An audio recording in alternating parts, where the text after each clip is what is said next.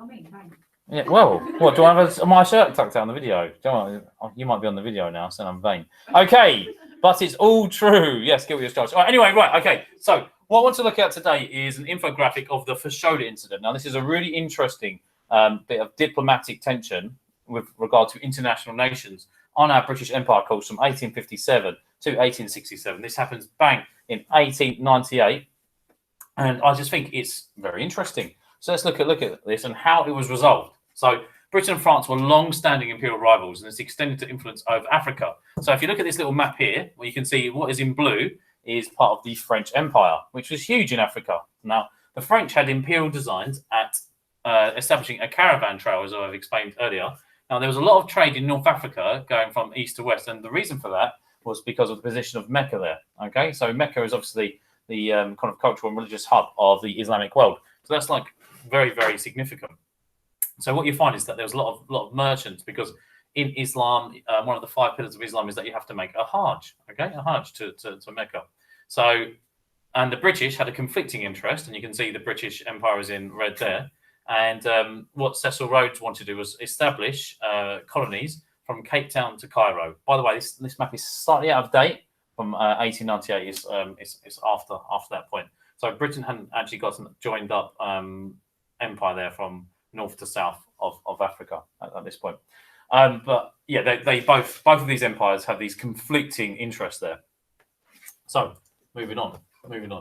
So where does this beef emerge? So essentially in 1898, as you already know, because we looked at it before, Lord Kitchener, who is famous because I want you, okay, I would say in a British accent, I want you to die Model 1. Do you want to die Model 1, please? Anyway, so Lord Kitchener was actually fighting the Sudanese, okay, in 1898 at the Battle of Omdurman, okay, which Winston Churchill famously fought at. There you go, he fought on the Battle of Omdurman. So he was sent sealed orders by the Prime Minister, Osmer, who was the Prime Minister at the time. You've already said his name today. Lord Salisbury. Yes, Lord Salisbury. Gascoigne Cecil. So Lord Salisbury, the very fetching gentleman there. He's got a very good look. He's bald with a beard. Anyway, so Lord Salisbury there sent Kitchener some sealed orders. Ooh, ding, ding, ding, the mystery. What did those sealed orders say? Well, they said, get your posterior to Fashoda, because the French are leading an expedition there, and they've got their designs on some territory. And this is our territory. We're not going to let the French take it. We've got designs of this territory. So, basically, what we've got is General Marchand. Okay, so General Marchand has been leading an expedition to the Fashoda region, which is quite close to Sudan. It's attached to the Nile. And the French want to get a claim. They want to lay claim to that because they want the caravan trail. This is obviously going to upset Cecil Rhodes, who wants a telegraph pole and a railway to go up and down like north to South Africa from Cape Town to Cairo. So we've got a conflict of interest. Okay, we've got a conflict of interest between long-standing imperial rivals. And don't forget, historically, we had the Napoleonic Wars with France, which were extremely damaging. It was thought in Britain that the French would try to invade Britain in those Napoleonic Wars. So historically, you think it's 1898, and within that same century, you've had these huge Napoleonic Wars with the French. Okay, and don't think that those wars were just were military and based in France. You might have heard the Battle of Waterloo. Okay, there were a lot of naval wars as well. Okay, there were huge naval wars fought in those Napoleonic Wars too. You might have heard of Nelson's Column, the Battle of Trafalgar. Okay, these are all very, very important things because Britannia rules the waves. Britannia was dominantly a naval power. Anyway, I've gone on a huge tangent. Let's go back to General Marchand. So he's leading an expedition to Fashoda, and the British don't like that. So basically, I'm doing the wrong thing. I'm going the wrong way. I'm tapping the wrong thing there. Sorry. Right, okay, so it's here. All right, so yes.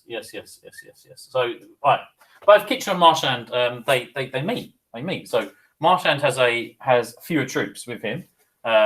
Lord Kitchener has quite a lot more troops with him. Okay, so he outnumbers the French, but if he attacks the French, Kitchener knows that this is going to start a war, and he hasn't been told he can start a war. He's just been told to go there.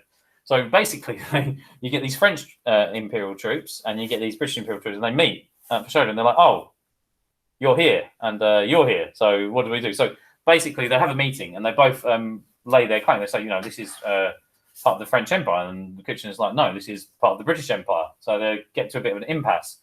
So there's an air of tension. All right. So what can they do but consult their governments? So they kind of set a camp there, looking at each other, and they consult their governments. Now, actually, this is going to sound really, really weird to you. The French decide to back down. The French decide to back down. Now, doesn't that sound really odd? Okay, like a major world power just rolling over. Okay, you can have it. What?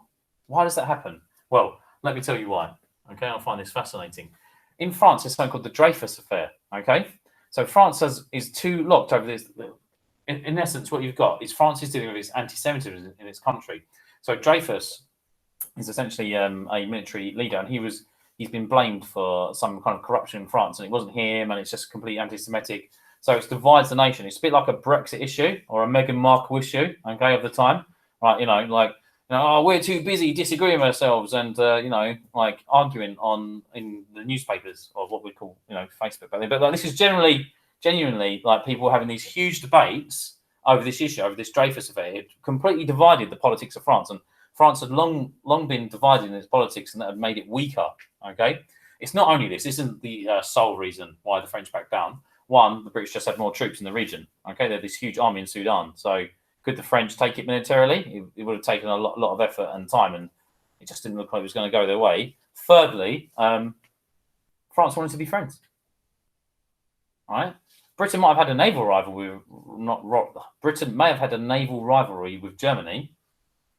France has a military rivalry with Germany. Don't forget that the Germans had defeated the French in the 1870 Franco-Prussian War, and the French had to pay reparations to that, and they lost territory. The French are still smarting over that loss. Okay, it might be 1898, but the French, believe me, the French hated losing to the Prussians, effectively the Germans, in that war. So the French are deeply concerned about the emergent military power of the Germans. And don't forget, Germany has the largest amount of steel production in Europe at that time, if not the world. Okay, so Germany is becoming like the most powerful country in terms of military power on the continent.